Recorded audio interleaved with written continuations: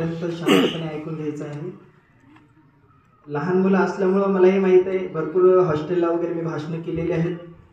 तर मध्ये चुळबुळ करतात, एकमेकाला मागून डवचवणं, कुणाच्या तरी चिमटा घेणं, केस ओढणं यासारखे प्रकार होतात. त्याचे प्रकार करू नका. सर्वांनी शांत चित्ताने पुढील 30 ते 40 मिनिट ऐकून घ्यायचं आहे. दुरितांचे तिमिर जाओ, विश्व स्वधर्म सूर्य पाहो, जो जे वांचिल तोते लाहो, प्राणी जात असं म्हणत सकळ विश्वाला कल्याणाची काळजी वाहणारे संतश्रेष्ठ ज्ञानेश्वर माऊली.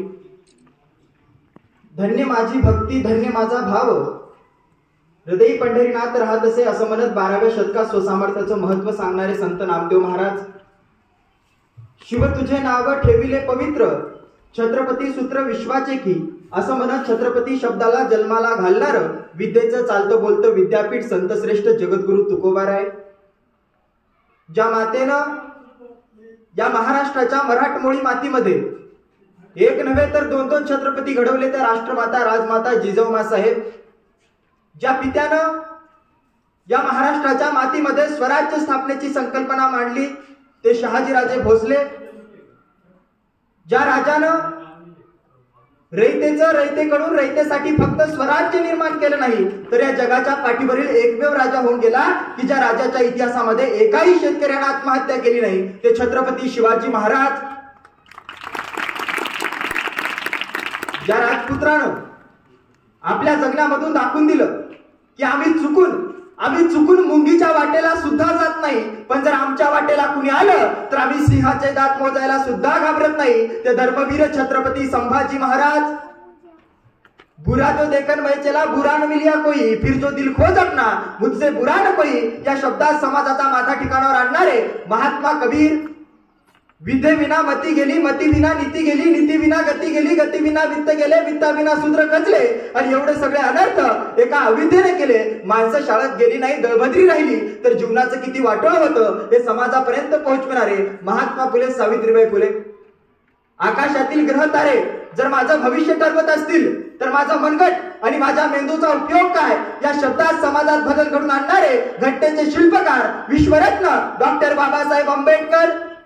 जग बदल घालून घाव सांगून गेले मला भीमराव, या शब्दात आपली क्रांती जगासमोर मांडणारे आणि छत्रपती शिवरायांचा पोवाडा महाराष्ट्रात नव्हे तर बाहेर रशियापर्यंत नेऊन पोहोचविणारे लोकशाहीर अण्णाभाऊ साठे, लोकराजा राजर्षी शाहू महाराज, महामाता रमाबाई आंबेडकर, लोकमाता अहिल्यादेवी होळकर यासह तमाम महापुरुषांना, युगपुरुषांना आणि क्रांतिकारकांना तुमच्या सर्वांच्या टाळ्यांच्या गजरात सर्वप्रथम विनम्र अभिवादन करतो. आज आपल्या शाळेमध्ये आयोजित प्रेरणादायी पर हा कार्यक्रम आयोजित केलेला आहे. आज मी या कार्यक्रमासाठी भागस्कर सरांच्या माध्यमातून या ठिकाणी आलेलो आहे. तुम्हाला प्रेरित करण्यासाठी, तुम्हाला काहीतरी थोडंसं मार्गदर्शनावर थोडंसं बोलण्यासाठी हा कार्यक्रम आयोजित केला. त्यासाठी सर्वप्रथम कौतुक आहे तुमच्या शाळेचं सर्वप्रथम आपल्याला करावं लागणार आहे. मित्रांनो, एक छोटासा प्रसंग सांगतो. ज्या ठिकाणी मी परभणीला राहतो, ज्या ठिकाणी त्याच माझ्या घराच्या समोर, आता मी तुमच्यासारखा विद्यार्थीच आहे, कॉलेजचा विद्यार्थी आहे, तुम्ही विद्यार्थीच आहेत, तर मी विद्यार्थी दशेमध्येच आहे. तर रोज सकाळी कॉलेजला जाण्यासाठी सकाळी 6 वाजता उठायचो, घराच्या गॅलरीमध्ये यायचो, समोर बघायचो. माझ्या घराच्या समोर 2 शेजारी राहतात, एक उजव्या साईडला राहते, एक डाव्या साईडला राहते. आता सकाळी मी लवकर उठायचो, गॅलरीमध्ये यायचो, समोर बघायचो. दोघी शेजारी काय करायचे, आपल्या घराच्या बाहेर यायचे, आपल्या सायकलमध्ये आपल्या हवा भरायची. आता पहिल्या दिवशी बघितलं, दुसऱ्या दिवशी लगेच घराच्या बाहेर आलो कॉलेजमध्ये जाण्यासाठी, परत बघायलो, परत दोन्ही शेजारी काय करायले, आपल्या घराच्या बाहेर आलेत, आपल्या सायकलमध्ये हवा भरायले. असा 1 दिवस झाला, 2 दिवस झाला, 3 दिवस झाला, 4 दिवस झाले, अरे 15 दिवस उलटून गेले. दररोज घराच्या बाहेर येतो, दररोज समोर बघतो, दोन्ही शेजारी घराच्या बाहेर येतात आणि आपल्या सायकलमध्ये हवा भरतात. आता माझ्या मनामध्ये एक प्रश्न निर्माण झाला, याच्या जर सायकलचं टायर खराब झालं असेल, ट्यूब खराब झाला असेल तर कदाचित त्यांनी बदलून घ्यायचं. म्हणजे दररोज घराच्या बाहेर येतात, आपल्या सायकलमध्ये हवा भरतात, असं नेमकं का? पण काही 4-5 दिवसाच्या नंतर असंच मला एका ठिकाणी व्याख्यानासाठी दूर जायचं होतं आणि म्हणून मी सकाळी 4 वाजता उठलो, घराच्या गॅलरीमध्ये आलो आणि समोर बघितलं तर त्या 2 शेजाऱ्यांपैकी डाव्या बाजूला जे शेजारी राहत होता ते आपल्या घराच्या बाहेर आला. पहिले आपल्या सायकल मधली हवा सोडली आणि नंतर आपल्या शेजाऱ्याच्या सायकल मधली हवा सोडली. मग तेव्हा माझ्या लक्षात आलं की मागच्या 15 दिवसापासून जे रामायण महाभारत चालू आहे, म्हणजे आपल्याही सायकल मधली हवा सोडायची आणि शेजाऱ्याच्याही सायकल मधली हवा सोडायची. आणि तशीच परिस्थिती आज आपल्या देशामध्ये, महाराष्ट्रामध्ये चालू असताना एकमेकाचे पाय खाली ओढण्यामध्ये, जातीवाद करण्यामध्ये, दुसऱ्यांचं चांगलं झालेलं आपल्याला न दिसण्यामध्ये, चांगलं वाटत नाही, अशा गोष्टीमध्ये सगळे लोक व्यस्त असताना आपल्या शाळेतील विद्यार्थ्यांना प्रेरणा मिळावी, आपल्या शाळेतील विद्यार्थ्यांना 4 चांगले विचार त्यांच्या कानावर पडावे, आपल्या शाळेतील विद्यार्थ्यांना महापुरुषांचे विचार, छत्रपती शिवरायांचे विचार त्यांच्या कानावर पोहोचावे. आणि त्यासाठी निश्चित रूपाने हे जे कार्यक्रम तुमच्या शाळेतील शिक्षक वर्गांनी जे आयोजन केलाय, त्यासाठी तुम्हाला, मला सर्वांना एकदा जोरदार टाळ्यांचा कडकडाट त्यांच्यासाठी करावा लागणार आहे. खऱ्या अर्थानं मार्गदर्शन हे याच वयामध्ये तुम्हाला मिळणं गरजेचं आहे. कारण आतापर्यंत आपण जर इतिहास बघितला तर तो इतिहास आपल्याला सिद्ध करून दाखवतो की माणसं वयानं मोठी होत नसतात, माणसं ही कर्तृत्वानं मोठी होतात. असं मी सांगणार कुणी आहे का? तर इतिहास आपल्याला सांगतो छत्रपती शिवाजी महाराजांनी स्वराज्य स्थापनेस सुरुवात केली होती, वय काय होतं? 16 वर्ष. धर्मवीर छत्रपती संभाजी महाराजांनी बुधभूषणम नावाचा ग्रंथ संस्कृत मध्ये लिहिला, वय काय होतं? 14 वर्ष. महात्मा फुलेंनी इतिहासामधली मुलींची पहिली शाळा सुरू केली, वय काय होतं? 21 वर्ष. डॉक्टर बाबासाहेब आंबेडकरांनी स्वतःला चळवळीमध्ये झोकून दिलं, वय काय होतं? 22 वर्ष. म्हणजे इतिहास सांगतो की ज्या माणसानं क्रांती केली, ज्या माणसानं आपल्या आयुष्यामध्ये काहीतरी करून दाखवले, या माणसाला वय कधी आडवा आलं नाही, त्यांचं कर्तृत्व महान होतं. आणि म्हणून आज आपण त्यांचं प्रत्येक जयंती असेल, प्रत्येक त्यांचे विचार आपल्याला आज आयुष्य जगायला शिकवतात. तुम्ही तरी शाळेतील 9वी पर्यंतचे विद्यार्थी या ठिकाणी माझ्या समोर बसलेले असतील, पण आपल्याकडून पुढे भविष्यामध्ये अशा चुका होऊ नये त्यासाठी निश्चित रूपाने मला तुम्हाला काही गोष्टी सांगाव्याशा वाटतात. की आता या फेब्रुवारी महिन्यामध्ये सुरुवातीचे 9-10 दिवस जसं आपल्या गावामध्ये एखाद्या मंदिरामध्ये सप्ताह घेतो आपण, त्याचप्रमाणे जे 11वी 12वी पुढचे वयाचे मुलं आहेत, जे कॉलेजमध्ये जाऊन आपलं शिक्षण घेत आहेत, त्यांचा एक सप्ताह चालू होता. आता सप्ताह कोणता? आता तुम्हाला लहान जरी असले तरी तुमच्या कानावर पडला असेल, कुठला सप्ताह? Purple day, chocolate day, Valentine day. हे दिवस साजरे करू नका या मताचा मी नाही, पण साजरे कसे करायचे हे मात्र निश्चित रूपाने मी तुम्हाला सांगू शकतो. तुम्ही 9वी पर्यंतचे आहे, तुम्ही आता 10वीला जातील, 11वीला जातील, तुम्ही पुढे कॉलेजमध्ये जाऊन शिक्षण घेणार आहे. जर तुम्हाला कधी वाटलं हे दिवस साजरे करायचे तर कसे करायचे ते मी तुम्हाला सांगतो. पहिला दिवस असतो पर्पज डे. जर आपल्याला पर्पज डे साजरा करायचा आहे ना, आपल्या घरी जायचं, एक गुलाबाचं फूल घेऊन. ज्या आईनं 9 महिने आपल्या खुशीमध्ये आपल्याला लहानाचं मोठं केलं, जन्म दिला आणि लहानपणापासून आजपर्यंत आपल्याला फुलाच्या कळीसारखं सांभाळलं ना, त्या आईच्या जवळ जायचं, त्या आईला एक गुलाबाचं फुल द्यायचं आणि आईला एक गच्ची मिठी मारायची. त्या दिवशी तुमचा पर्पज डे साजरा होईल. दुसरा दिवस असतो चॉकलेट डे. जेव्हापासून आपला जन्म झाला तेव्हापासून आजपर्यंत त्या वडिलांना चॉकलेट मागण्याच्या पूर्वी त्यांनी आपल्या हातामध्ये चॉकलेट आणून दिली. एखादं खेळणं मागण्याच्या पूर्वी त्यांनी आपल्या हातामध्ये खेळणं आणून दिलं. शाळेचं काही साहित्य आपल्याला लागलं तर मागण्यापूर्वी आपल्या हातामध्ये खेळणं आणून देतात. त्या वडिलांच्या जवळ जा, एक चॉकलेटचा तुकडा त्यांच्या मुखामध्ये घाला, त्यांना गच्च मिठी मारा. त्या दिवशी तुमचा चॉकलेट डे साजरा होईल. आणि राहिले बाकीचे दिवस, एका दिवशी धावत धावत शाळा सुटली ना, घरी जायचं, आई वडील घरी असतील, आईला मिठी मारायची, बाबाला मिठी मारायची आणि सांगायचं, बाबा मी माझ्या आयुष्यामध्ये असं कधीच वागणार नाही की तुम्हाला गावाच्या चौकामधून जात असताना मान खाली घालून जावं लागेल. त्या दिवशी खऱ्या अर्थानं तुमचा हक डे आणि व्हॅलेंटाईन दिवस साजरा होईल. व्हॅलेंटाईन जर दिवस साजरे करायचे ना, तर या पद्धतीने आपण साजरे करायला पाहिजे. सगळ्यात मोठी प्रेरणा कुणाची आहे? प्रेरणादायी व्याख्यान तुम्ही ऐकलं नसलं तरी चालेल, माझ्या बोलण्यातून तुम्ही काही गोष्टी घेतल्या नाही तरी चालतील, पण या जगाच्या पाठीवरील सगळ्यात मोठी प्रेरणा कुठली आहे माहिती आहे का? आपले आई वडील आहेत. ज्या दिवशी आई वडिलांचे कष्ट आणि आपली परिस्थिती आपल्या डोळ्यासमोर ठेवून अभ्यास करायला लागतील, त्यावेळेला निश्चित रूपाने या जगाच्या पाठीवरील कुठल्याच प्रेरणेची आपल्याला गरज पडणार नाही. मागच्या 17-18 तारखेपासून सातत्यानं प्रत्येक दिवशी शिवजयंतीच्या निमित्तानं मी व्याख्यान करण्यासाठी जात आहे. शिवचरित्रावर 4 गोष्टी सांगत आहे, लोकांना त्यांचे विचार आत्मसात करायला सांगत आहे. पण ते शिवचरित्र आज आपल्याला जीवन जगायला शिकवतं. त्या छत्रपती शिवाजी महाराजांकडून आपण काय शिकायला पाहिजे? त्या शिवचरित्रातून आपण काय शिकायला पाहिजे, म्हणजे लढाया पलीकडचे आपण विचार त्यांच्या चरित्रातून आपण घेणं गरजेचं आहे. आज आपल्याला फक्त अफजल खानाचा कोथळा बाहेर काढला, शाहिस्त खानाची बोटं कापली, याच्या पलीकडील इतिहास आपण कधी आत्मसात करणार आहेत, याच्या पलीकडील त्यांचे विचार आपण निश्चित रूपाने कधी आत्मसात करणार आहेत, हेही फार महत्वाची गोष्ट आहे. आज 350 वर्ष छत्रपती शिवाजी महाराजांच्या इतिहासाला होऊन गेले. 395वी जयंती आज आपण या ठिकाणी साजरी केली. पण नेमकं त्या शिवचरित्रातून आपण कुठल्या गोष्टी शिकायला पाहिजे हेही तेवढंच महत्वाचं आहे. हे स्वराज्य निर्माण होण्यासाठी कित्येक निष्ठावंत मावळ्यांनी आपल्या प्राणाचं बलिदान दिलं.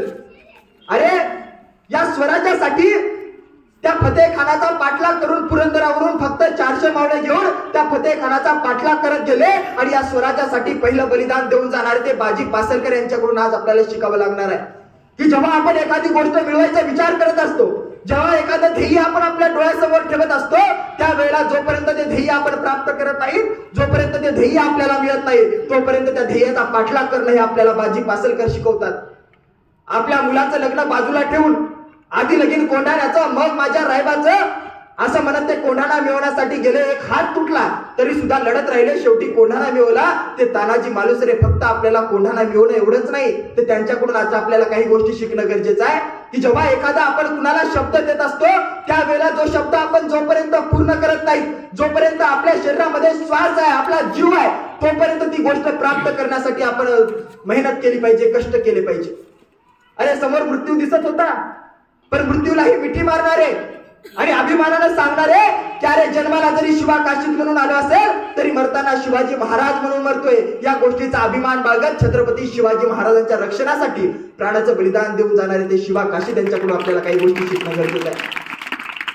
ज्या वेळेला छत्रपती शिवाजी महाराजांना विशाळगडावर जायचं होतं, त्यावेळेला जेव्हा शिवराय 600 मावळे घेऊन फक्त विशाळगडाकडे निघतात आणि सकाळच्या वेळेला पावनखिंडीमध्ये पोहोचतात, त्यावेळेला त्यांच्या कानावर बातमी येते की सिद्धी जोहर सोबत असलेला सिद्धी मसूद नावाचा सैनिक हे 5000चं सैनिक घेऊन त्या पावनखिंडीमध्ये येतोय.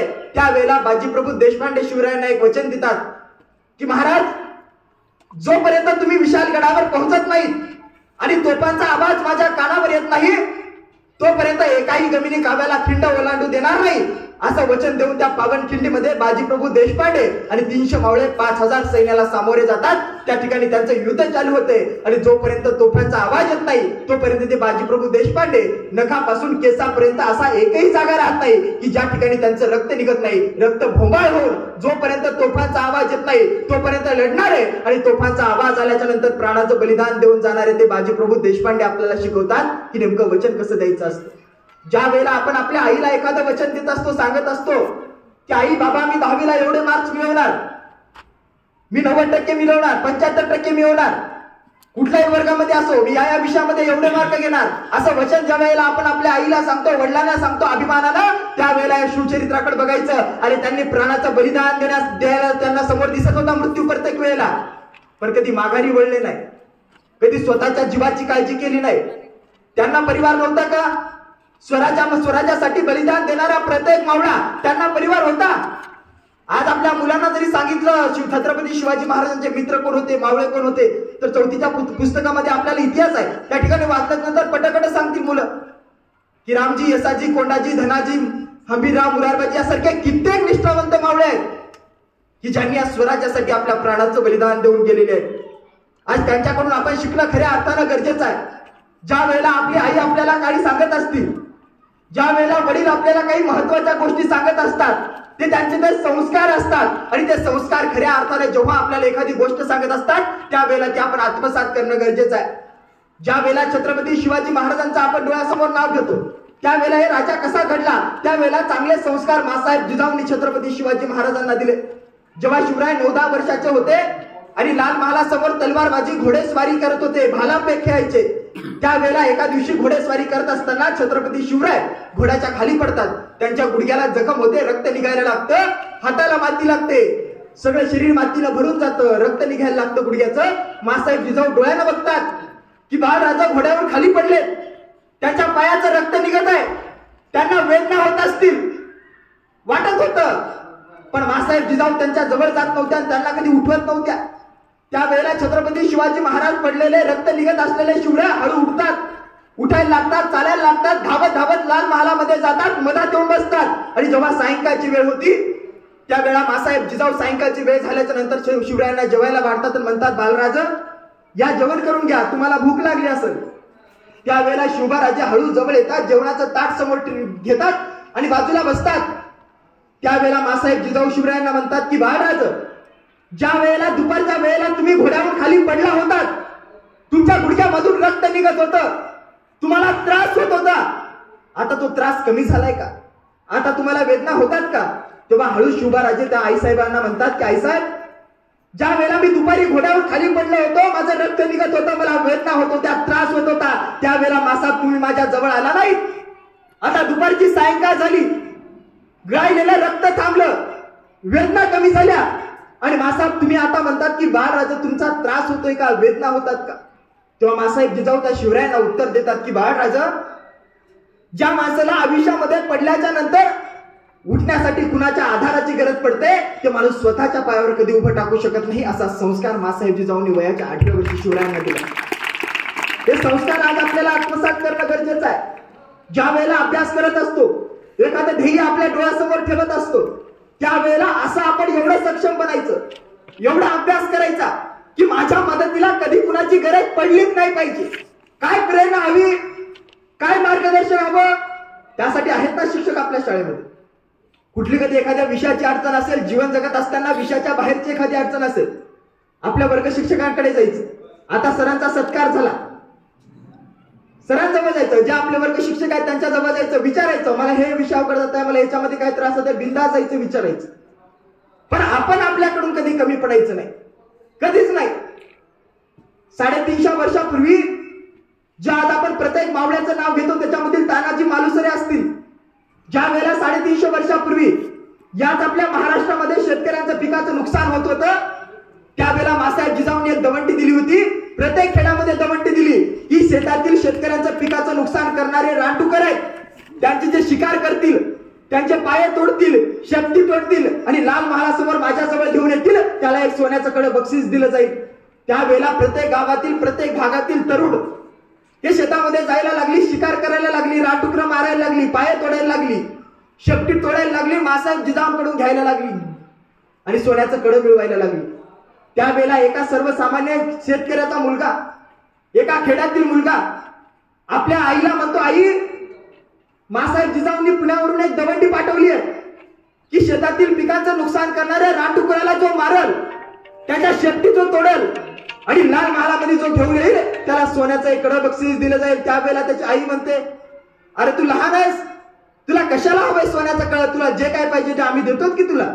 त्यावेळेला तो छोटासा मुलगा आईला म्हणते, अगं आई, ते मला सोन्याचा कड मिळवा म्हणून नाही, अगं मी जेव्हा एखाद्या रानडुकराला मारेल, त्याची शेपटी तोडल, पाय तोडल, लाल महालासमोर जाईल आणि मासाहेब जिजाऊची कौतुकाची थाप माझ्या पाठीशी देतील ना, ती कौतुकाची थाप माझ्यासाठी महत्वाचं आहे. असं म्हणत आपल्या मोठ्या भावाला घेऊन शेतामध्ये जातील. शेतामध्ये गेल्याच्या नंतर सायंकाळच्या वेळेला एका रानडुकराची शिकार करतात, शेपूट तोडतात, पाय तोडतात आणि सायंकाळी 6 वाजता शिकार केल्याच्या नंतर लाल महालासमोर जायला 11-12 वाजतात. त्यांना एवढ्या रात्री 2 जण भाऊ लाल महालासमोर जातात. जे सैनिक पुढे असतात त्यांना म्हणतात की आम्हाला मासाहेबांशी भेटायचंय. त्यावेळेला सैनिक म्हणतात, अरे एडे झाले का तुम्ही, रात्रीचे 12-1 वाजले आणि या वेळेला मासाहेबांशी भेटणं म्हणतात. त्यावेळेला हे सगळा गोंधळ मासाहेब जिजाऊंच्या कानावर पडतो आणि मासाहेबांना वाटतं की नेमकं एवढा गोंधळ बाहेर होतोय गेटवर, नेमकं काय होत असेल. आणि म्हणून मासाहेब लाल महालाच्या समोर येतात, बघतात 2 छोटेसे भाऊ, म्हणजे 2 लेकरं दिसत होती. त्यांच्या लक्षात आलं, त्यांच्या जवळ जेव्हा ते डुकराचे पाय दिसले, त्याची शेपूट दिसली, तेव्हा त्यांच्या लक्षात आले की कदाचित मी जी दवंडी पाठवली होती आणि त्यामुळे आले आणि यांना सोन्याचं कड बक्षीस मिळवण्यासाठी या ठिकाणी आले. त्या 2 मुलांच्या जवळ मासाहेब जिजाऊ जातात आणि त्यांना म्हणतात, एवढ्या रात्री 11-12 वाजले तर या वेळेला तुम्ही आलात, सकाळी जर आला असतात आणि मला ही शेपूट आणि पाय दाखवले असते तर त्यावेळेला मी तुम्हाला सोन्याचं कड बक्षीस दिलं नसतं का. त्यावेळेला ते छोटस पोरगा हळू खळखळ लढायला लागते, मान खाली घालते, लढायला लागते आणि म्हणते, मासाहेब सोन्याचं कड मिळावा म्हणून नाही आलो मासाहेब, मी माझ्या आईला बी सांगितलं, मासाहेब मला वाटत होतं मी कधी पुण्यामध्ये येतो, तुमच्या जवळ येतो, तुमची कौतुकाची थाप माझ्या पाठीशी पडते की मासाहेब, आणि त्या कौतुकाची थाप मिळवण्यासाठी इथपर्यंत आलो. त्यावेळेला मासाहेबांना कौतुक वाटतं की छोटस पोरग काय विचार आहेत. मग ते कौतुकाची थाप मिळवण्यासाठी या ठिकाणी आलो. तेव्हा ते छोटस मासाहेब म्हणतात, तुझं नाव काय? त्यावेळेला ते छोटस पोरग म्हणते, मासाहेब माझं नाव तानाजी आणि हा माझा भाऊ सूर्याजी. तेव्हा मासाहेब त्यांना म्हणतात, काय रे तानाजी, येतो का स्वराज्यामध्ये? तेव्हा ते तानाजी म्हणते, मासाहेब नेमकं स्वराज्यामध्ये येऊन करावं काय लागेल? त्यावेळेला मासाहेब म्हणतात, काही नाही, खायचं प्यायचं झोपायचं. या स्वराज्याकडे कोणी वाकडी नजर टाकली, स्वराज्यातील आई बहिणीकडे कोणी वाकडी नजर टाकली तर त्याला कापायचं. येतो का? त्यावेळेला तानाजी मालुसरे म्हणतात, येतो. आणि ते तानाजी मालुसरे आले स्वराज्यामध्ये आणि आल्याच्या नंतर आपल्या मुलाचं लग्न बाजूला ठेवून, आज प्रत्येकाला माहित आहे आधी लगीन कोणाचं मग माझ्या रायबाचं. कशामुळे आले? एका कौतुकाची थाप, आणि त्या कौतुकाच्या थापीमुळे या स्वराज्यासाठी प्राणाचं बलिदान द्यावं लागलं तरीही माघारी वळले नाही. आज सुद्धा या ठिकाणी त्या छोट्या मुलाचा सत्कार झाला, परीक्षेमध्ये निवड झाली, कुठेतरी नंबर आला असं सर म्हणाले. हीच कौतुकाची थाप त्याला भविष्यामध्ये कुठेतरी मोठ्या पदावर नेऊन पोहोचविणार आहे. हीच कौतुकाची थाप त्याच्या आयुष्यामध्ये त्याला कुठलं तरी मोठं यश मिळवून देणार आहे. शाळेतील शिक्षक असतील, जेव्हा असे छोटे मुलं कुठल्या तरी क्षेत्रामध्ये काहीतरी मोठं काम करत दाखवत असतात, त्यावेळेला आपण त्यांना ती कौतुकाची थाप मिळवून देण्यासाठी ते छोटे छोटे सत्काराचे कार्यक्रम ठेवणं गरजेचं आहे. आणि ज्या वेळेला सर तुमचा सत्कार करतील, आज त्या मुलाचा सत्कार झाला, उद्या आपला झाला पाहिजे अशी प्रत्येकाच्या मनामध्ये प्रेरणा, हे विचार आज तुम्ही या कार्यक्रमाच्या निमित्तानं ठरवणं गरजेचं आहे. तुम्ही कुठल्या वर्गामध्ये असतील, माझ्या वर्गामध्ये मला सगळ्यात जास्त मार्क कसे मिळवता येतील, तुम्हाला एखादी कला जमत असेल त्या कलेमध्ये मला कसं सर्वोत्कृष्ट होता येईल, जे तुम्हाला जमतंय ते काम तुम्हाला कसं श्रेष्ठ करता येईल, याच्याकडे आजच्या कार्यक्रमाच्या नंतर प्रत्येकाला विचार आत्मसात करणं गरजेचं आहे. आज आपल्या महाराष्ट्रामध्ये कित्येक अशी मुलं आहेत की जे आपल्या वेगवेगळ्या क्षेत्रामध्ये यशस्वी झालेत. आज आषाढी वारीच्या निमित्तानं इथं बसलेल्या प्रत्येकाचे आई वडील पंढरपूरला जातात पांडुरंगाला भेटायला. पण तेच पांडुरंग कुणाला भेटायला आला होता? कुंडलिकाला. कुंडलिकानं काय केलं होतं? आपल्या आई वडिलांची सेवा केली. मग आज हा एक विचार जरी आत्मसात केला, आपल्या आई वडिलांची सेवा कशी करता येईल? जे आपले आई वडील आपल्यासाठी स्वप्न बघत आहेत, ते स्वप्न त्यांचे आपल्याला आज कसे पूर्ण करता येतील, यासाठी खऱ्या अर्थानं आज आपण मेहनत करणं, अभ्यास करणं गरजेचं आहे. आणि त्यात पंढरपूर तालुक्यामध्ये आशेगाव नावाचं एक गाव आहे, आणि त्यात आशेगाव नावाच्या गावामध्ये एक सर्वसामान्य शेतकऱ्याची मुलगी ही गावामध्ये राहून एमपीएससीची तयारी करत होती.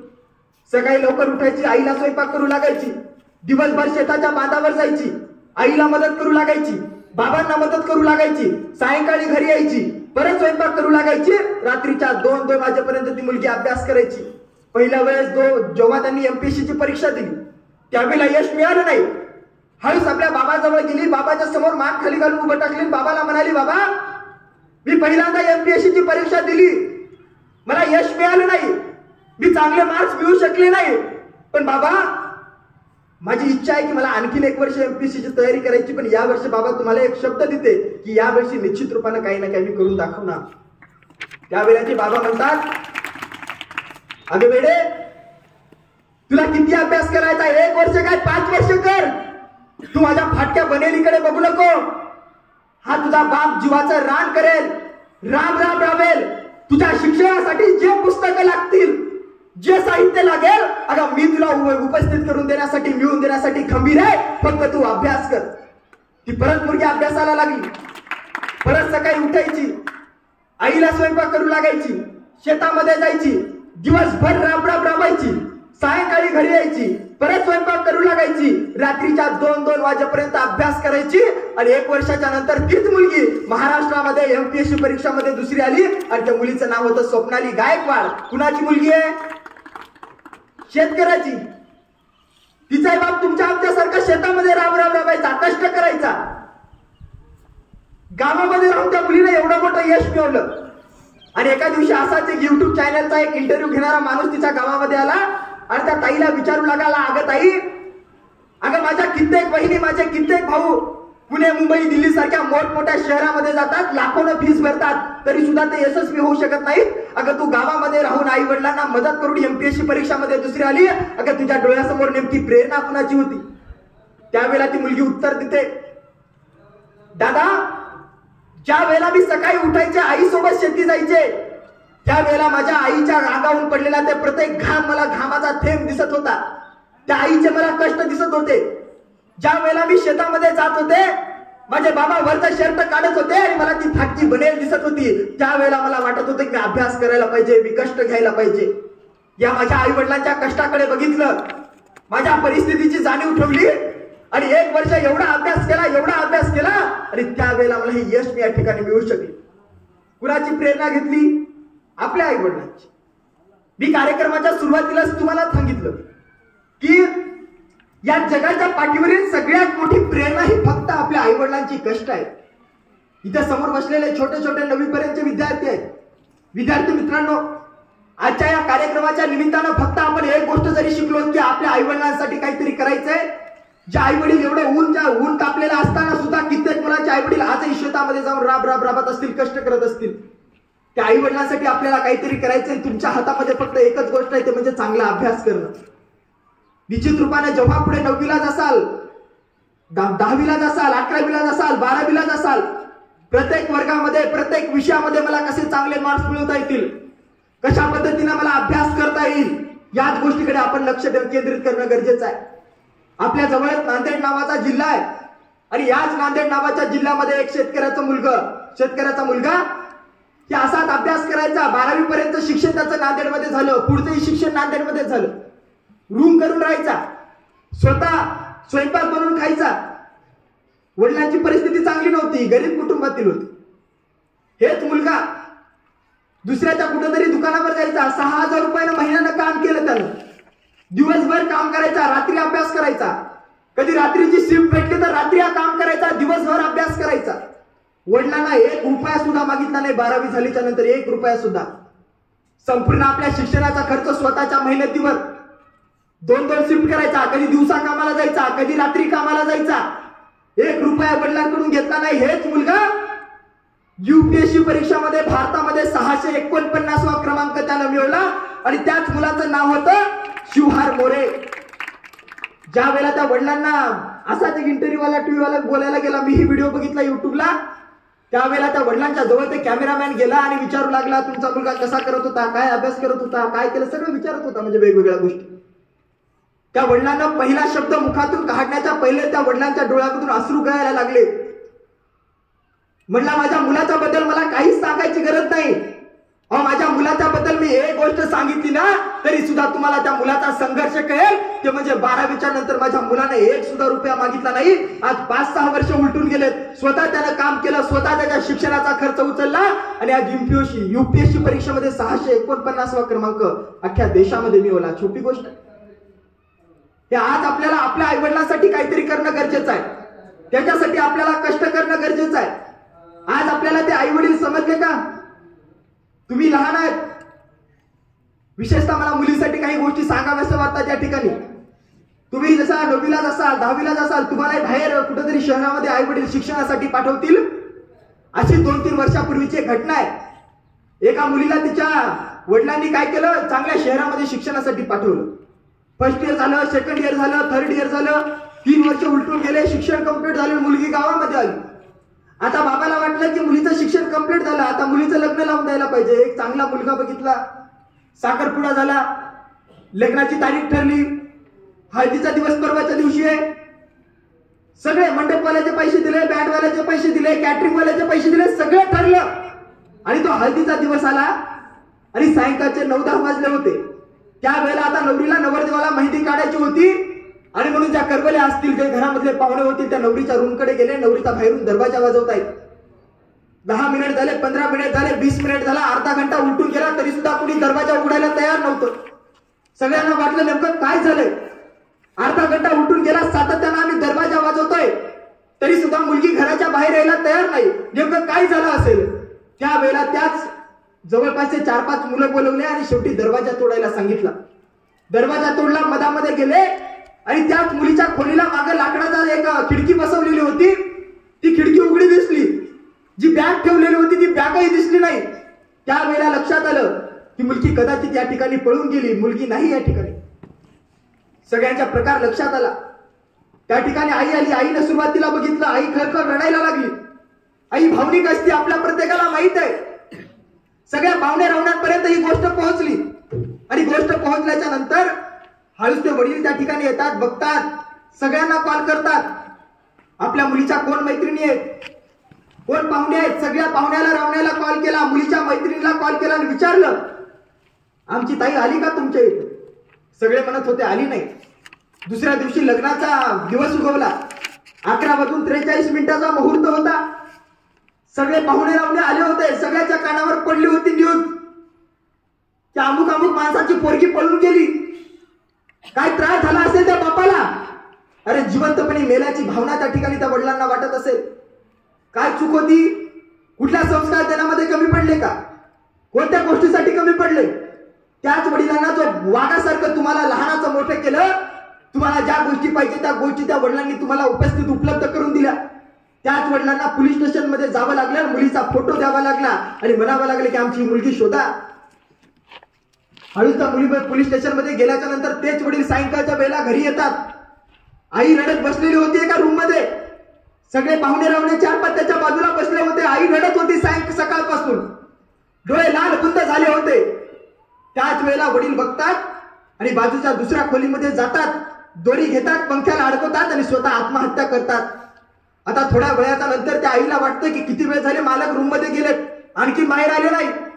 त्या वेळेला तीच आई त्या दरवाजा खोलून त्या घरामध्ये जाते आणि बघते की काय, मालकानं फाशी घेतली.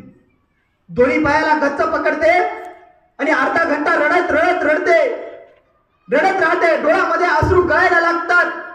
अरे पोरगी पळून गेली, नवराही सोडून गेला, काय करावं? असंख्य प्रश्न मनामध्ये निर्माण झाले. आणि त्याच वेळेला त्या आईनं घराच्या मागे जी विहीर होती त्या ठिकाणी धावत गेली आणि विहिरीमध्ये उडी टाकून आत्महत्या केली. आता प्रश्न राहिला छोट्याशा भावाचा, त्याला कोण सांभाळायचं? मुलगी तर पळून गेली होती, आई वडिलांनी आत्महत्या केली. त्या 8वी 9वीच्या मुलाला कोण सांभाळायचं? आणि दुर्दैवाची गोष्ट म्हणजे आज त्या मुलाला अनाथ आश्रमामध्ये आपलं शिक्षण घ्यावं लागत आहे. कशामुळे झालं? एका चुकीमुळे संपूर्ण परिवार उद्ध्वस्त झाला.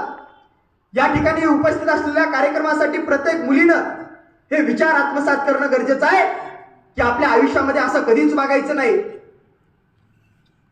की आपल्या आई वडिलांच्या डोळ्यामध्ये असूनच काय आई वडिलांनी आत्महत्या केली. काय दुर्दैवाची घटना आज महाराष्ट्रामधली. आपल्या कुणाचं नाव आपल्याला या ठिकाणी घ्यायचं नाही, पण आपल्याकडून अशा चुका होऊ नये हा विचार आता या ठिकाणी मुलीनं आत्मसात करणं गरजेचं आहे असं मला वाटतं. आज हे लहानपणापासून आपण कुठेतरी चांगले विचार आत्मसात करत नाहीत ना, त्यावेळेला ह्या सगळ्या गोष्टी होत आहेत. सर एका वर्षापूर्वीची घटना आहे पिंपरी चिंचवड मध्ये. त्यामुळे छोटासा मुलगा होता, 7वी 8वीला कदाचित होता असं मला कानावर पडलं. 7वी 8वीचा मुलगा, दोघंही आई वडील हे जॉबला होते. सकाळी मुलाला शाळेमध्ये पाठवून द्यायचे, दोघेही कंपनीमध्ये जॉबला होते. सकाळी जायचे तर सायंकाळी 6-7 वाजता घरी यायचे. आता मुलाला त्याचा स्वतःचा एक मोबाईल घेऊन दिलेला होता. एका दिवशी असंच आई वडील जॉबला गेले, मुलगा शाळेतून आला आणि मुलगा जे सातत्यानं रोज जी क्राईम फाईल बघत होता, जे क्राईम सिरीज बघत होता, खूप दिवसापासून बघत होता. आणि एका दिवशी त्याच क्राईम सिरीज मधला त्याचा जे हिरो असतो तो हिरो काय करतो? आत्महत्या करतो, फाशी घेतो. आता जो छोटस पोरग, त्याला वाटलं की काय बाबा माझ्या क्राईम फाईल मधला हिरोनच आत्महत्या केली. त्याला दुःख झालं. छोटस पोरग सातत्यानं मोबाईल बघते, ते विचार त्याच्या माइंड मध्ये गेले होते क्राईम फाईलचे. आणि त्या मुलानं सुद्धा त्या हिरोनं जशा पद्धतीने आत्महत्या केली त्याच पद्धतीने त्या 6-7वीच्या मुलानं आत्महत्या केली. कशामुळे होते? आज मोबाईलचा आपण योग्य वापर करत आहोत का? आज मोबाईलमुळे आपल्याला अभ्यासामध्ये सुद्धा भरपूर गोष्ट शिकता येतात, परंतु त्या मोबाईलचा आपण निश्चित रूपाने योग्य वापर करतोय का? आज ही गोष्ट सुद्धा आपण या ठिकाणी विचार करणं गरजेचं आहे. 2024 मध्ये सप्टेंबर महिन्यामध्ये पनवेलमध्ये एका 9वीच्या मुलीनं आपल्या आईच्या डोक्यामध्ये दगड घालून आईचा खून केला. का? कारण फक्त एवढंच होतं की जेव्हा मुलगी शाळेतून यायची मोबाईल बघू देत नाही, मोबाईल हातात घेतला की मारती, मोबाईल हातात घेतला की रागवती, मोबाईल हातात घेतली की शिवाय देती. म्हणून त्या मुलीनं आपल्या आईची आत्महत्या, आईला मारलं. एवढी दुर्दैवाची घटना आपल्या इथे घडतात. त्यावेळेला हे मुलांना प्रेरणेवरून अधिक महत्वाचं आहे. आपण नेमकं चुकत आहोत, ह्या ज्या चुका होत आहेत ना, हे निश्चित रूपाने भविष्यामध्ये असे विचार आपल्या सुद्धा डोक्यामध्ये येतील. हे विचार आपल्या डोक्यामध्ये येऊ नये म्हणून आज आपण शालेय वयापासून चांगले विचार आत्मसात करणं गरजेचं आहे आणि याच विचारावर चालणं गरजेचं आहे. आज आपल्या देशामध्ये वर्षाला कित्येक मुलींवर अत्याचार होतात, बलात्कार होतात, पण ही छोटीशी रूपं, जी छोटीशी बिये पेरतात ना, हे लहान वयापासून पेरली जातात. ज्या वेळेला आपण एक पालकाच्या दृष्टिकोनातून आपल्या मुलाच्या त्यावेळेला मोबाईल देऊन आपलं कर्तव्य पार पडत नाही, तर त्यावेळेला आपला मुलगा नेमका बघतो काय, कुठले सिरियल बघतो, कशा पद्धतीचे पिक्चर बघतो, आणि हेच पिक्चर असतात ते त्याच्या मानसिकतेवर परिणाम करतात आणि हा मुलगा दुसऱ्याच्या जीवाचा विचार करत नाही आणि कुठल्याही वाईट पावलं उचलायला सुद्धा मागे पुढे बघत नाही. अशा घटना आज आपल्या देशामध्ये घडत आहेत. सातत्यानं आपल्या मुलांना एक गोष्ट शिकवणं गरजेचं आहे की अभ्यासामध्ये चांगला हुशार झाला म्हणजे हुशार नाही, ते एकमेकाशी वागणं, एकमेकाशी बोलणं, एकमेकाचा आदर सन्मान करणं, मुलींकडे चांगल्या नजरेनं बघणं, ह्या गोष्टी आज आपल्याला शिकणं गरजेचं आहे. मी तुम्हाला सुरुवातीला सांगितलं की छत्रपती शिवाजी महाराजांचं आपण जेव्हा नाव घेतो त्यावेळेला त्यांच्या चरित्रातून अनेक गोष्टी आपल्याला शिकायला मिळतात. ज्या वेळेला 1680 मध्ये छत्रपती शिवाजी महाराजांचं निधन झालं होतं आणि त्यावेळेला ही गोष्ट जेव्हा त्या मुस्तेक खानाच्या कानावर पडते आणि ते मुस्तेक खान औरंगजेबाकडे जातो आणि औरंगजेबाला म्हणतो की हुजूर, बडी खुशी की खबर है, वो शिवाजी मर गया.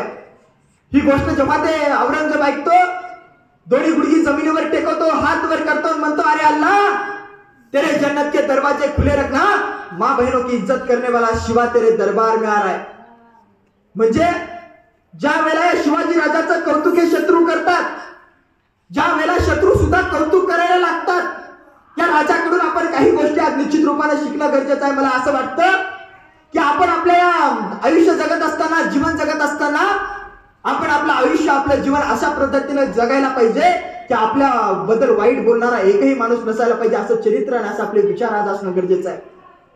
आज आपण ज्या विद्यार्थी दशेमधून आज आपण सगळे मुलं जात आहोत, या वयामध्ये अभ्यासाला जेवढं आपण महत्व देतो तेवढंच महत्व आपल्या विचारांकडे, चांगलं वागणं याच्याकडे सुद्धा देणं गरजेचं आहे असं मला वाटतं. ज्या वेळेला आज आपल्या मुलांना इंस्टाग्राम मधील एखादी रील बघतात आणि त्या रील्स मध्ये जर एखादा भावनिक प्रसंग असेल तर त्यावेळेला आपल्या डोळ्यामध्ये अश्रू येतात, परंतु जेव्हा आपण रिअल वेदना आपल्या आई वडिलांच्या बघतो, आपल्या कुटुंबातील बघतो, त्यावेळेला आपल्याला तर जर खरं वाटत नसतील, त्या गोष्टीकडे जर आपण दुर्लक्ष करत असतील तर नेमकं आपण कुठल्या मार्गावर जात आहोत याचा देखील विचार आज खऱ्या अर्थानं करणं गरजेचं आहे.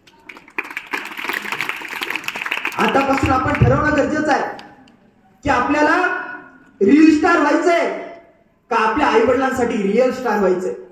आज आपण एखादा युट्यूबर हसवणारा आपल्याला आदर्श बनतो, पण सध्याच्या काळामध्ये डॉक्टर बाबासाहेब आंबेडकर, विवेकानंद स्वामी, महात्मा फुले, छत्रपती शिवाजी महाराज, संभाजी महाराज यांच्यासारखे आदर्श आज आपल्या डोळ्यासमोर ठेवणं गरजेचं आहे. पण अशा काळामध्ये युट्यूबवरील एखादा हसवणारा आपला आदर्श बनतो आणि त्यांचे ब्लॉग बघण्याच्या नादामध्ये आपण आपल्या कुटुंबाकडे, आपण आपल्या परिवाराकडे कुठेतरी वेळ देण्यासाठी कमी पडतो. ह्या चुका आपल्याकडून व्हायला नाही पाहिजे. ज्या वेळेला आपण मोबाईलचा उपयोग करतो त्यावेळेला दुसऱ्याचा हे बघून चालणार नाही, दुसऱ्यांचे व्हिडिओ बघून चालणार नाही. स्वतः मी अभ्यास करून, स्वतः मी माझ्या आयुष्यामध्ये एवढं मोठं यश मिळेल, एवढ्या मोठ्या शिखरावर जाऊन पोहोचवेल की ज्या वेळेला माझे व्हिडिओ वेगवेगळ्या चॅनलवर गेले पाहिजे, वेगवेगळ्या न्यूज चॅनलवर दाखवले गेले पाहिजे की या एरंडेश्वर मधील छोट्याशा सर्वसामान्य कुटुंबातील मुलाने एवढं मोठं यश मिळवलंय. या व्हिडिओसाठी निश्चित रूपाने आपल्याला मेहनत करावी लागणार आहे. दुसऱ्याचे व्हिडिओ बघून चालणार नाही, स्वतः ते कष्ट घेणं गरजेचं आहे. या वेळेला तुम्हाला दुसऱ्या कोणतेच कष्ट घ्यायचे नाही, तुम्हाला शेतामध्ये जाऊन राबायचं नाही. तुम्हाला ज्या गोष्टी पाहिजे ते तुमचे आई वडील तुम्हाला पुरवतात. तुमच्या हातामध्ये फक्त एवढंच आहे की आपल्याला अभ्यास करायचा आहे, बस. अभ्यासाव्यतिरिक्त दुसरं काहीच नाही. थोडासा वेळ खेळण्यासाठी दिला, बाकीच्या वेळामध्ये जर आपण मन लावून अभ्यास केला तर आपण चांगलं यश मिळवू शकतो. या ठिकाणी आजच्या कार्यक्रमाच्या निमित्ताने 10वीचे मुलं उपस्थित नाहीत, पण जेव्हा आज 9वीचे मुलं बसलेले असतील त्यांनी आजपर्यंत एक गोष्ट, एका गोष्टीचा ध्यास मिळवायचा आहे. इथून घरी गेल्याच्या नंतर आई जवळ जायचंय, बाबा जवळ जायचं, सांगायचं मी 10वीला एवढे टक्के मिळवणार, लिहून टाकायचे कागदावर. आपल्या ध्यासामध्ये ती गोष्ट फिट करून टाकायची की नाही, मी ही गोष्ट मिळवणारच. ते ध्यास आजपासून आपल्याला मिळवणं गरजेचं आहे. ते लिहून ठेवा कागदावर की याच्यासाठी मला कष्ट करायचं. जे 9वीला आहे ते 10वीला जाणार त्याच्यासाठीच नाही, पण प्रत्येक वर्गातील मुलानं ज्यांना स्कॉलरशिपची परीक्षा द्यायची असेल, नवोदयाची परीक्षा द्यायची असेल किंवा आपल्या वर्गामध्ये वेगवेगळ्या गुणामध्ये, वेगवेगळ्या विषयामध्ये मार्क्स आपल्याला चांगले कसे मिळवता येतील या गोष्टीचा ध्यास आपण आजपासून मिळवणं गरजेचं आहे. आपण वेगवेगळ्या महापुरुषांकडून काही गोष्टी शिकणं गरजेचं आहे असं मला वाटतं. एखादी गोष्ट फक्त आपल्याला हवी आहे म्हणून चालत नाही. तुम्हाला फक्त 10वीमध्ये 90% मिळवायचे म्हणून चालेल का? ते त्या गोष्टीचा तुम्हाला ध्यास आजपासून प्राप्त करावा लागणार आहे.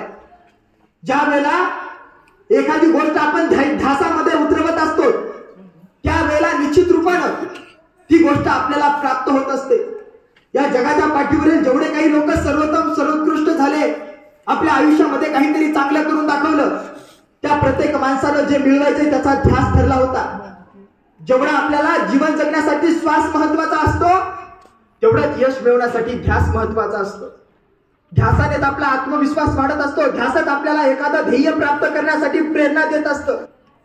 ज्या पद्धतीनं मीराला कृष्णाचा ध्यास होता, एकलव्याला धनुर्विद्येचा ध्यास होता, शिवरायांना स्वराज्याचा ध्यास होता, क्रांतिकारकांना स्वातंत्र्याचा ध्यास होता, महात्मा फुलेंना शिक्षणाचा ध्यास होता, आंबेडकरांना समतेचा ध्यास होता, मदर तेरेसाला सेवेचा ध्यास होता, कलावंतांना कलेचा आणि खेळाडूंना विक्रमाचा ध्यास असतो.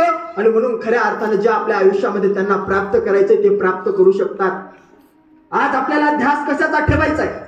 आज आपल्याला ध्यास अभ्यासाचा ठेवणं गरजेचं आहे. जे आपण ध्येय ठरवलंय ते ध्येय मिळवण्यासाठी आज आपल्याला खऱ्या अर्थानं कष्ट करणं गरजेचं आहे. आज आपण काही गोष्टी या कार्यक्रमाच्या निमित्तानं जरी आपण आत्मसात केल्या तरी खूप मोठी गोष्ट आहे. आज मला या ठिकाणी सरांनी प्रेरित करण्यासाठी, तुम्हाला काही मार्गदर्शनपर भाषण करण्यासाठी मला बोलवलंय. पण आजच्या माझ्या या भाषणामधून तुम्ही फक्त 2च गोष्टी या ठिकाणी घेऊन जायच्यात. आणि त्याच्यातली पहिली गोष्ट म्हणजे आपण चांगल्या पद्धतीने अभ्यास करायचा आहे, आणि दुसरी गोष्ट म्हणजे आपल्या आई वडिलांचे कष्ट आणि त्यांचा संघर्ष डोळ्यासमोर ठेवायचा आहे आणि अभ्यास करायला लागायचंय. एवढं जरी आजच्या कार्यक्रमाच्या निमित्तानं आपण गोष्टी आत्मसात केल्या तरी सुद्धा निश्चित रूपानं आपण आपल्या भविष्यामध्ये जे आपल्याला पाहिजे ते आपण मिळवू शकतो. तुम्हाला जी योग्य दिशा या वयामध्ये पाहिजे ती योग्य दिशा निश्चित रूपानं आपले शिक्षक दाखवण्याचं काम करतील. एक छोटासा प्रसंग सांगतो.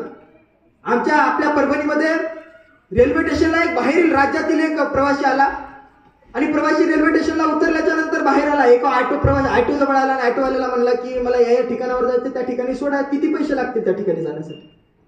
तेव्हा तो ऑटो ड्रायव्हर म्हणतो तुम्हाला त्या ठिकाणावर जाण्यासाठी 60 रुपये खर्च येईल. त्यावेळेला त्या प्रवाशाला वाटतोय की मला या ठिकाणी जायचं आणि या ठिकाणी जाण्यासाठी 60 रुपये खर्च येईल असं म्हणतोय. त्या प्रवाशानं काय केलं, जवळच असेल कुठंतरी म्हणून पायी निघायला चालला. रेल्वे स्टेशन करून पूर्व दिशेकडे चालायला लागला. 5 मिनिट झाले, 10 मिनिट झाले, 15 मिनिट झाले. अरे सातत्यानं पाया चालत राहतोय, परंतु ज्या पत्त्यावर पोहोचायचंय, ज्या ऍड्रेसवर पोहोचायचंय त्या ठिकाणी पोहोचलाच नाही. मग कालांतराने त्याला वाटलं की निश्चित रूपाने आपण काय झालो, दिशा चुकलेलो आहोत.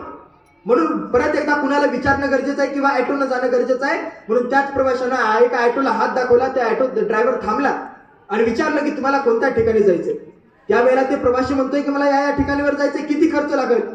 त्यावेळेला त्या ऑटो ड्रायव्हर म्हणतो त्या ठिकाणावर जाण्यासाठी तुम्हाला 80 रुपये खर्च लागेल. त्यावेळेला त्या प्रवाशानं विचार केला, मी आताच रेल्वे स्टेशनला विचारलं होतं, त्यावेळेला तो ऑटो ड्रायव्हर म्हणत होता की 60 रुपये खर्च लागेल आणि मागच्या 10, 15, 20 मिनिटापासून मी चालायलो, एवढा वेळ चालत आलो आणि या ठिकाणाहून तुम्ही म्हणता 80 रुपये खर्च लागेल. तेव्हा त्या ऑटो ड्रायव्हर हसत हसत त्या प्रवाशाला म्हणाला की ज्या ऑटो ड्रायव्हरला तुम्ही रेल्वे स्टेशनला विचारलं होतं तो ऑटो ड्रायव्हर दुसरं कुणी नसून मीच आहे. परंतु दुर्दैवाची गोष्ट म्हणजे मागच्या 15-20 मिनिटापासून जे तुम्ही चालताय ना ते तुम्हाला ज्या ठिकाणावर जायचंय म्हणजे तुम्हाला जायचंय पश्चिमेकडे आणि तुम्ही चालत आलात पूर्वेकडे. म्हणजे तुमची दिशा खऱ्या अर्थाने चुकली. ज्या वेळेला आयुष्यामध्ये जीवन जगत असताना जेव्हा आपली दिशा चुकत असते त्यावेळेला आपली दशा होत असते.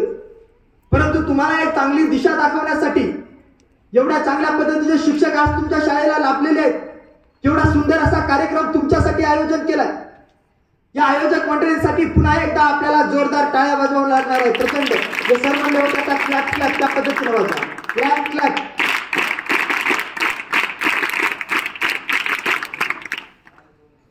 खऱ्या अर्थानं भरपूर वेळ झालेला आहे, जास्त वेळ तुमचा घेणार नाही. आणखी 5 मिनिट तुम्हाला मार्गदर्शन करेल. मित्रांनो, मी सुरुवातीपासून तुम्हाला सांगितलं की प्रेरणा म्हणजे दुसरं कोणी नसून फक्त आपल्या आई वडिलांचे कष्ट आणि संघर्ष आहे. त्या आई वडिलांच्या कष्टाची आपल्याला जाणीव ठेवून अभ्यास करायचा आहे. जेव्हा कधी एखादी आपल्याला अडचण येईल, समस्या निर्माण होईल, अभ्यासाबाबतीत असेल त्यावेळेला शिक्षकांजवळ जायचं. अभ्यासाच्या व्यतिरिक्त जरी कुठलीही समस्या आली तरी सुद्धा आपल्या शिक्षकांकडे जायचं, त्यांना विचारायचं. कारण आपल्या आई वडिलांच्या नंतर सगळ्यात महत्वाचं जे आपलं जीवन घडवण्याचं काम करतात ते आपले शिक्षक असतात. या वयामध्ये आपण जेव्हा कुठल्याही महापुरुषाचा विचार करतो, जेव्हा त्यांना लहानपणी चांगले मित्र लाभले म्हणून ते आज आपल्या आयुष्यामध्ये चांगलं काही यश मिळू शकले. ज्या वेळेला आपण सुद्धा अभ्यास करत असतो पण एखाद्याचा मित्र चांगला असतो, तेही अभ्यास करणारा असतो आणि म्हणून ते मित्राच्या नादी लागून त्याच्यासोबत अभ्यास करू करू यालाही चांगले गुण मिळतात. पण एखाद्या वेळेला आपल्याला अशी मैत्रीण लागते, असा मित्र लागतो की त्याला स्वतःला तर कंटाळा असते की जाऊ दे ना, अभ्यास करून काय होणार आहे. नवीला आहेत आपण, 10वीला गेल्याच्या नंतर बघूयात कसा अभ्यास करायचा, काय करायचा. एखादा असं भेटतंय की आपण त्याच्या नादाला लागून काय करतो, स्वतःही अभ्यास करत नाही. आज आपल्याला बघणं गरजेचं आहे आपले मित्र कोण आहेत, आपल्या मैत्रिणी कशा आहेत. ज्याची मैत्रीण हुशार असते, मित्र हुशार असतो, ते त्याच्या नादाला लागून चांगला अभ्यास करतो आणि त्याच्यासारखे भविष्यामध्ये गुण मिळवायला लागतो. म्हणून आज आपल्याला चांगले मित्र सुद्धा निवडणं खऱ्या अर्थानं गरजेचं आहे. ते चांगले मित्र निवडा, चांगल्या पद्धतीने अभ्यास करायला लागा. तुमच्या वयामध्ये तुम्हाला फक्त काही गोष्टी महत्वाच्या लक्षात ठेवणं गरजेचं आहे. काही गोष्टी म्हणण्यापेक्षा एक जरी गोष्टीकडे तुम्ही लक्ष दिलं, तुमचे आई वडील तुम्हाला सगळ्या गोष्टी पुरवण्याचं काम करतात. फक्त आपण कमी कुठं पडत आहोत या गोष्टीचा विचार करायचा आणि जिथं कमी पडत आहोत ते म्हणजे अभ्यासामध्ये, त्या ठिकाणी आपल्याला चांगल्या पद्धतीने अभ्यास करायचा आहे आणि चांगल्या पद्धतीने अभ्यास करून आपल्या आई वडिलांचं, आपल्या गावाचं, आपल्या तालुक्याचं, जिल्ह्याचं आणि आपल्याला महाराष्ट्राचंच नव्हे तर आपल्याला निश्चित रूपाने आपल्या देशाचं नाव मोठं करायचंय आणि त्यासाठी आपण कष्ट करणं, मेहनत करणं गरजेचं आहे असं मला वाटतं. सांगायला गेलं तर कित्येक असे लोकांचे प्रसंग आहेत की जे आपल्या एकदम लगेच बिकट परिस्थितीमधून गावामध्ये राहून खूप मोठाले त्यांनी ध्येय मिळवलेले आहेत. तुमचा सुद्धा जवळपास मला वाटतं 4 वाजता तुमची शाळा सुटत असते, म्हणजे तुमचाही वेळ झालाय घरी जाण्याचा. प्रत्येक जण आता चुळबुळ करायला लागले. विद्यार्थ्यांचं मलाही माहिती आहे किती वेळ त्यांची बसण्याची क्षमता असते. बसवलं तर आणखी 1 घंटा पण बसतील, पण जबरदस्तीने त्यांच्या डोक्यामध्ये कितीही आपण काही टाकलं त्याला काही अर्थ नाही. म्हणून थोड्याच गोष्टी काही आपण या ठिकाणी आत्मसात करा. शेवटी तुम्हाला तुम्ही 9वी पर्यंतचे विद्यार्थी असल्यामुळं तुम्हाला एक छोटीशी कविता मी या ठिकाणी म्हणून दाखवेल आणि या ठिकाणी नंतर आपण थांबणार आहोत.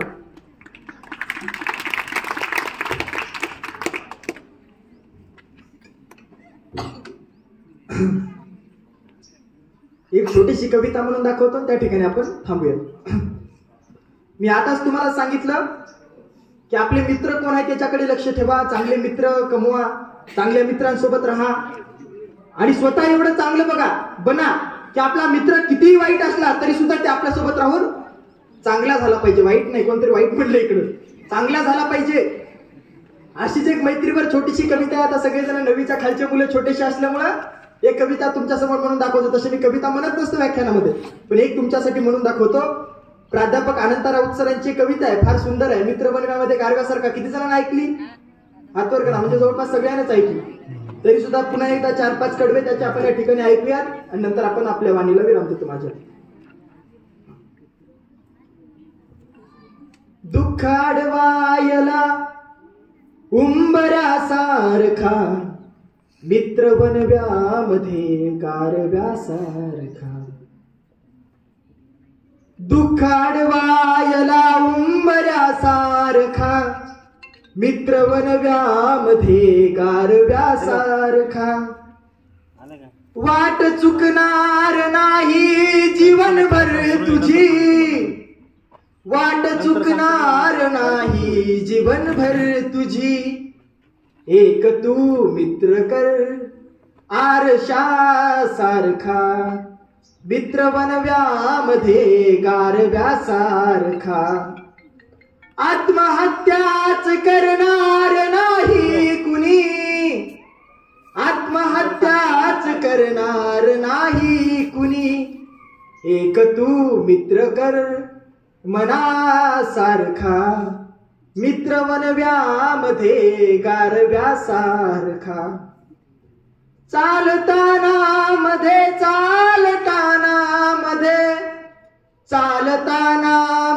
रात आली कधी, चालताना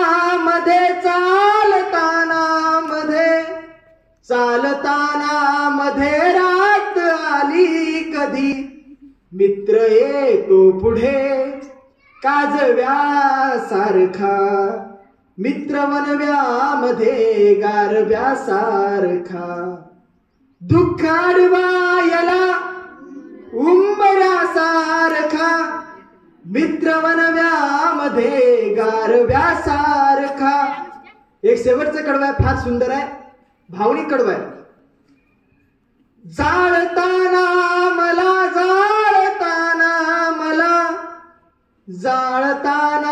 मला देह ठेवा, जाळताना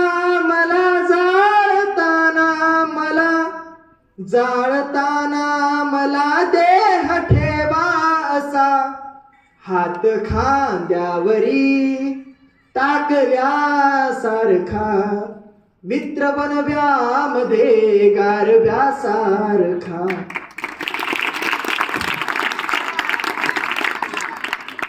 शेवटी कवीच्या 2 ओळीमध्ये आपण या ठिकाणी भाषणाला विराम शेवट देऊयात. एक कवी फार सुंदर म्हणतात, एक तालाब के किनारे एक इमारत को लग गई आग, एक तालाब के किनारे एक इमारत को लग गई आग, मच गई भागम भाग. कुछ लोगों ने आग में पानी डाला, कुछ लोगों ने आग में पानी डाला, कुछ लोगों ने आग में गिरे लोगों को बाहर निकाला. सभी ने वो किया जो था जिसकी पहुंच में, सभी ने वो किया जो था जिसकी पहुंच में. एक चिड़िया भी डाल रही थी पानी भरकर अपनी चोंच में. तभी पेड़ पर बैठा कौवा बोला, चिड़िया रानी, अरे तेरे चोंच में जितना पानी बैठता है उससे आग का एक कतरा भी नहीं बुझ पाएगा. तब चिड़िया ने दिया जवाब एकदम लाजवाब. चिड़िया बोली, अरे मेरे भाई, मैं ये चीज जानती हूँ, मेरे चोंच में बैठे पानी की क्षमता को भी पहचानती हूँ, लेकिन मैं तो बस इतना जानती हूँ कि जिस दिन इस घटना का नाम लिखा जाएगा, हमारा नाम आग लगाने वालों में नहीं, आग बुझाने वालों में लिखा जाएगा. निश्चित रूपानं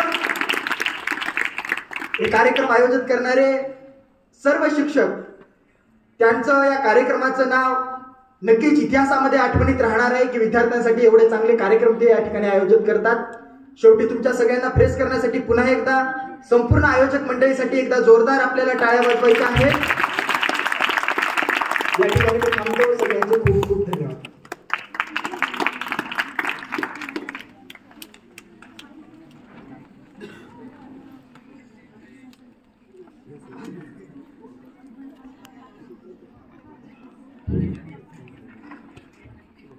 मागील 1 तासापासून जवळपास 1 तास झालेलाच आहे. आदरणीय जाधव सरांचं व्याख्यान तुम्ही ऐकत आहात आणि अत्यंत मनातून आणि तळमळीने तुम्हाला सांगत आहेत ते की बाबा शेवटचा सार असा आहे की बाबा तुम्ही तुमच्या आईवडिलांचा जे काय स्वप्नांचं जे काय असेल तो स्वप्नांचा आदर राखा आणि त्याला समोर ठेवून कुठेतरी पुढे जाण्याचा प्रयत्न करा. सरांच्या या प्रेरणादायी मार्गदर्शनामध्ये किंवा या मार्गदर्शनावर मला आमच्या 7वीच्या वर्गातल्या 2 ओळी आठवतात कविताच्या. इयत्ता 7वीच्या वर्गामध्ये असे जगावे एक कविता आहे गुरु ठाकूर यांची. असे जगावे चाताळावरती आव्हानांचे लावून अत्तर, नजर रोखून नजरेमध्ये आयुष्याला द्यावे उत्तर.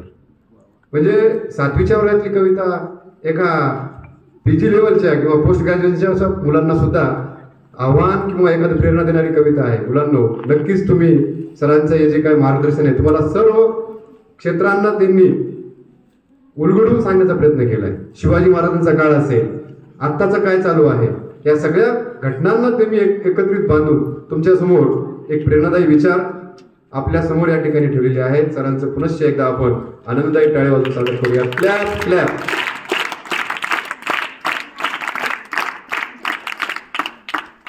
आपल्या शालेय व्यवस्थापन समितीचे अध्यक्ष मुंजाजीराव काळे सरांना मी विनंती करतो.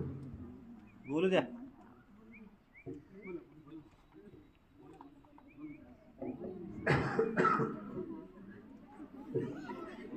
महाराज बोला.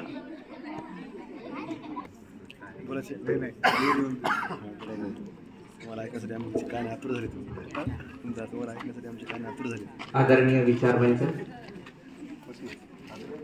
मंचावर उपस्थित व्याख्याते किशन जाधव सर, शालेय व्यवस्थापन समितीचे अध्यक्ष मुंजाजी काळे सर, सातत्यानं आम्हाला प्रेरणा आणि सहकार्य करणारे सर्व ग्रामस्थ आणि ज्यांच्यासाठी हा कार्यक्रम आयोजित केला होता असे माझे सगळे लाडके विद्यार्थी आणि ज्यांच्या सहकार्यातून हा कार्यक्रम संपन्न होत आहे असे माझे सर्व सहकारी.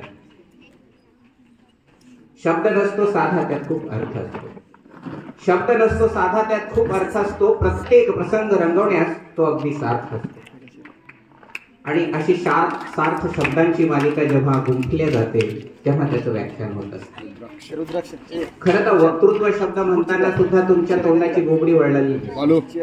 ज्याला वक्तृत्व शब्द छान म्हणता येतो ना, खऱ्या अर्थानं तो वक्ता होण्याचा वाटेनं जात असतो असं आपल्याला म्हणता येईल. आज आपण या ठिकाणी किशन जाधव यांना ऐकण्याचा छानसा अनुभव घेतला. खरं तर तसा किशन जाधव सरांचा माझा परिचय खूप अलीकडच्या काळातला, मागच्या वर्षी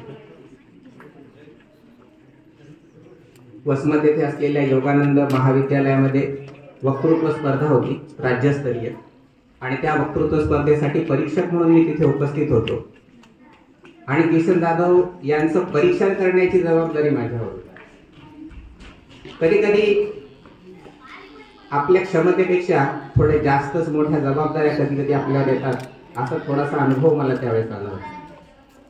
आणि मग नंतर आम्ही गाडीत त्याला घेऊनच आलो मी, आणि येताना भरपूर गप्पा झाल्या, आणि त्यावेळेस मग या सगळ्या गोष्टींचा उलगडा झाला.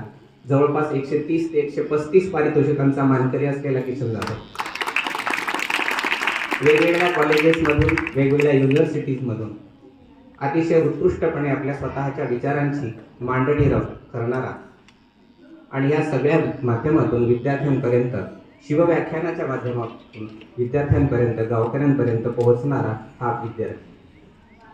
खरं तर प्रत्येक विद्यार्थी म्हणजे प्रत्येक व्यक्ती हा शेवटपर्यंत विद्यार्थी असला पाहिजे, आणि हेच आता इथे त्यांनी सुद्धा सांगितलं. त्यांच्या वक्तव्यातून मायबापाचं महत्त्व विशद करताना सुद्धा त्यांनी आईवडिलांची जीवनातली भूमिका आणि त्यांच्याप्रती आपली असलेली भूमिका मांडत असताना खूप छान पद्धतीनं विवेचन केलेलं आहे. या व्याख्यानाचा महत्त्वाचा उद्देशच हा आहे की आम्ही स्वतः प्रेरित झालो पाहिजे आणि आमच्यामध्ये चांगल्या सवयींची रुजवणूक झाली पाहिजे. आई काय असते आणि बाप काय असतो, आईवर खूप खूप ठिकाणी लिहिलं गेलं, बापावर थोडंसं कमी लिहिले गेले त्या मानानं साहित्यिकामध्ये. तर त्या बापावरची काही वाक्य किंवा काही एक कवितेच्या माध्यमातून मी काय असतो बाप हे इथं सांगण्याचा प्रयत्न करतो. काय असतो बाप? आशिषाचे आभाळ सदा घराच्या डोईवर, आशिषाचे आभाळ सदा घराच्या डोईवर, कपाळी शोभून दिसणारे कुंकू आईवर. जग रहाटी समजवणारा अवलिया महान, जग रहाटी समजवणारा अवलिया महान, मुलांची महास्वप्न पूर्ण करण्या होई तो लहान. मुला धाक दाखवत प्रेमाचे गरे जपणारा, मुलांना धाक दाखवत प्रेमाचे गरे जपणारा, जीवाची पर्वा न करता अहोरात्र खपणारा.